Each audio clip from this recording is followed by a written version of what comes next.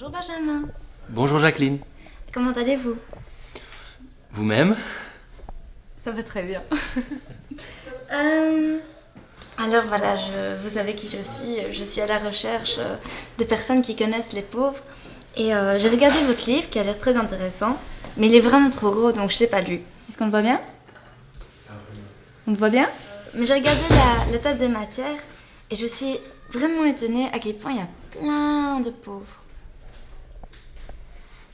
C'est une remarque intéressante. Il y a surtout une grande variété Voilà. de pauvres ou de personnes qui vivent la précarité, l'exclusion. Donc c'est une chose que j'avais vraiment envie de mettre en évidence, et notamment à travers la table des matières, c'est que finalement cette précarité prend des formes très variées. Donc les idées préconçues qu'on a par exemple du SDF ou du mendiant, ça correspond seulement à une petite partie des personnes concernées.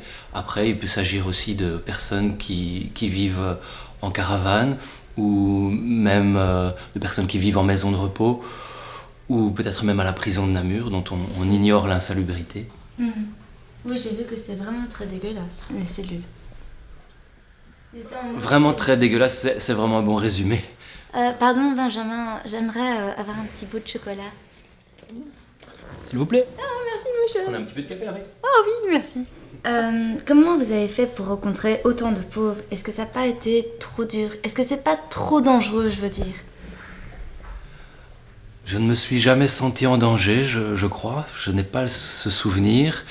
Par contre, j'ai ressenti beaucoup le danger et la peur chez différentes personnes. Par exemple, quand je m'assois à table avec une famille qui explique un peu son parcours, ben je me dis que finalement le mot qui résume le mieux ce qu'est la pauvreté, comment elle se vit, c'est la peur. C'est l'angoisse de ne pas savoir si demain on aura encore assez de revenus, de ne pas savoir si demain on pourra faire les courses comme il faut pour les enfants, ou ne pas savoir si demain la police ne va pas arriver pour nous déloger parce qu'on est dans un squat, ou parce qu'on a posé notre caravane à un endroit où ça n'est pas officiellement autorisé, etc. Ok. C'est quand même super compliqué d'interviewer des pauvres. Je sais jamais quoi leur dire. À vrai dire, ça n'est pas si compliqué que ça, puisque vous en avez la volonté.